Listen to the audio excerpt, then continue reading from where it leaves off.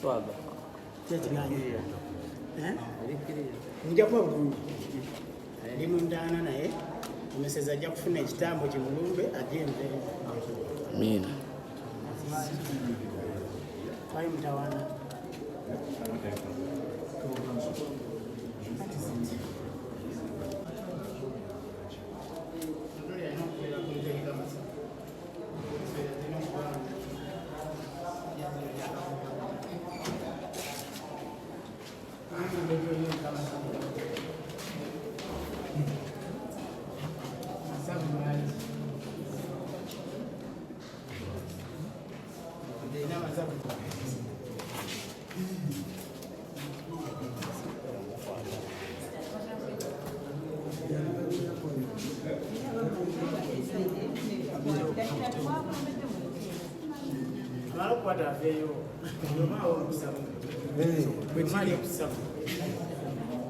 Tunyumyemu bulungi.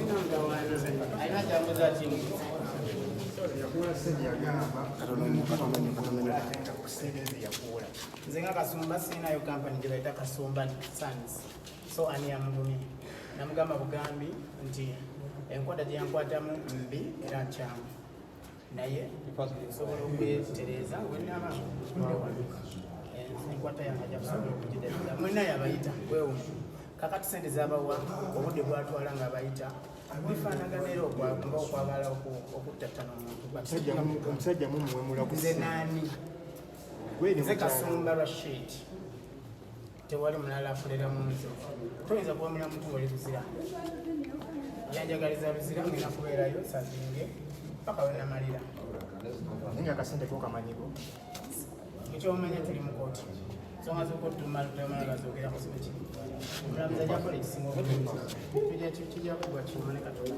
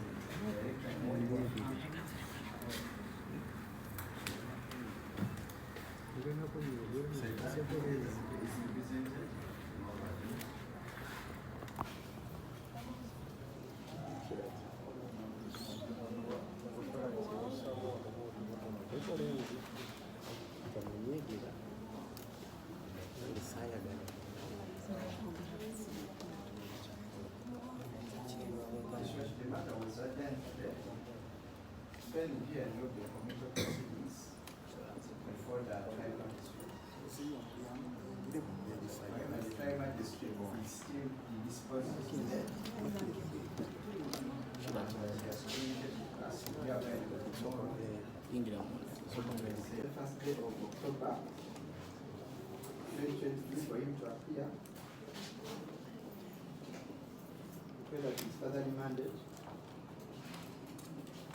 till first day of October 2023 for him to appear before the trial magistrate to find and handle him to handle the community marriage proceedings.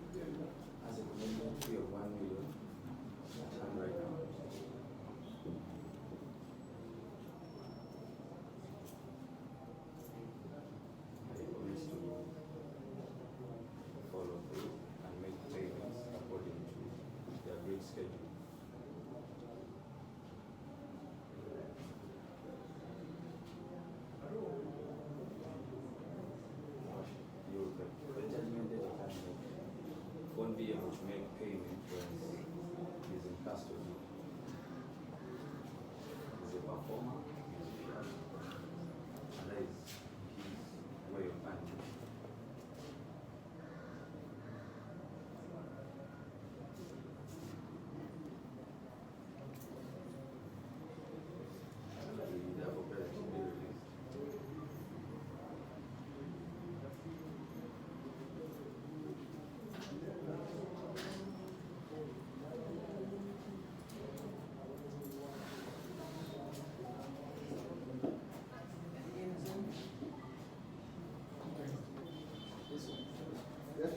During that, dashboard, my instructions for my clients are to receive the whole judgment date cleared and a commitment fee of 1 million. It's not agreeable to them. If there is no law which allows performers or musicians to borrow money and run away, keep in hiding,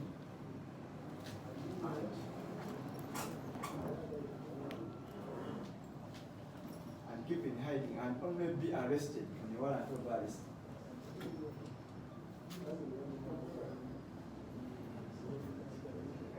I reiterate my earlier prayer. Let the performer or the judgment data clear the judgment decree and he will get his liberty and perform. So I pray that his father-in-law to hear the word before the judgment. So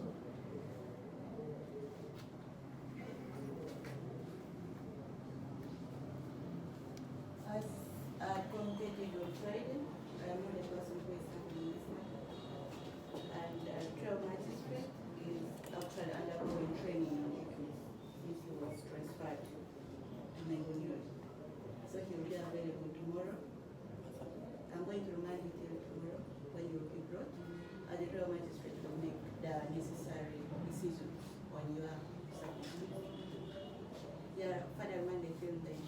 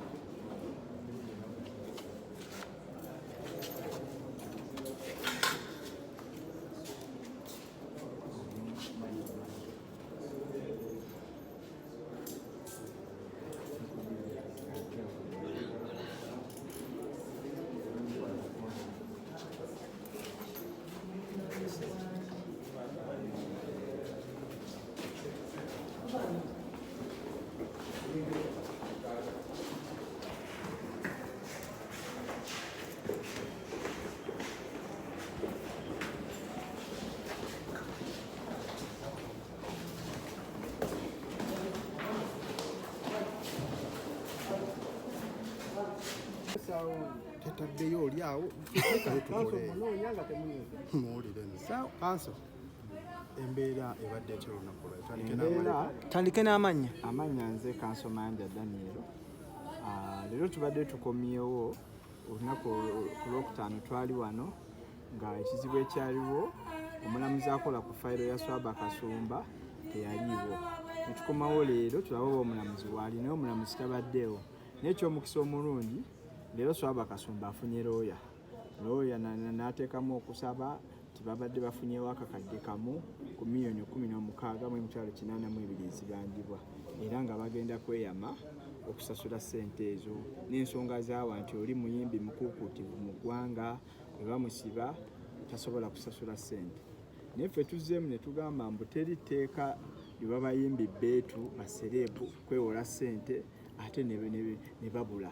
So olw'okubanga bwe yawola ssente yadduka ffe nga ffe tetukyasobola kumwesiga kumuttira ku liiso era twagala ssente zonna okusasula okuggwaayo Swahaba Kasumba ave mu kkomera. So n'olw'ensonga ezo omulamuzi era akkiriziganyiza wamu naffe Swahaba Kasumba n'amuzaayo Luzira. Tujja kukomawo enkya ng'omulamuzi akola ku fayiro ye waali tusobole okulaba oba balina ssente zonna ezibanjibwa oba tebazirina. Swahaba Kasumba addeyo Luzira yeebakeyo emyezi 6 nga bwe banoonya ssente. Ebbanja liba lirina okusasula. Tegera tuli mu kufeffetta bya bugagga bye byonna byalina tusobole obikwata nga tufunye court order tusobole tubitunde tuggyeyo ssente za kampuni zeyeewola. Kanso omuntu waba yeewola mubamu ebintu byasingayo. Tuloze nti Swahaba talina kintu kye yasingayo. Swahaba talina kintu kyonna kye yasingayo. Looni baagimuwangu ku bwa Sseruganda nga kampuni emwesize.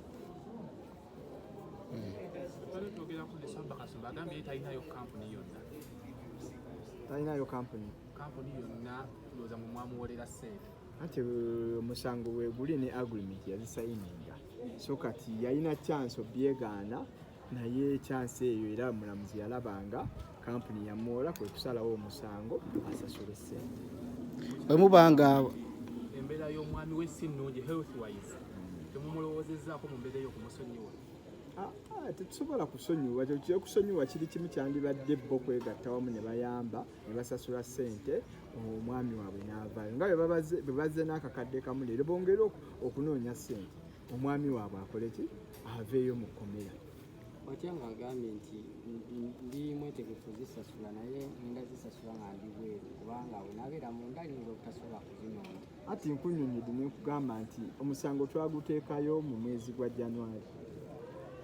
Kuva January Swahaba Kasumba teyatunoonyaako. Bino byonna babyogera bamutumaze mukwata. Teyatunoonyaako wadde okola ki okujja okuteesa neyamuwola ssente. So tetukyasobola kumwesiga kubanga neera yabula ne tumukwata nga tumaze mutulakinga. So tetukyasobola kumwesiga. family egamba nti enkwata gye mwamukwatamu yali mbi. Omuntu bamukwata bulungi, ndowooza temumusanzeeko na lubale lwonna, era bw'aba ayogera nammwe ayogera n'okucaccaliza n'acaccaliza. So bamukwata bulungi ne bamuteeka ku poliisi era ne leero bamuleese okuva e Luzira ng'ali bulungi talina ttaba. So balimba bulimbi baleme kwekwasa busongasonga basasule ssente ezibanjibwa bafune omuntu waabwe.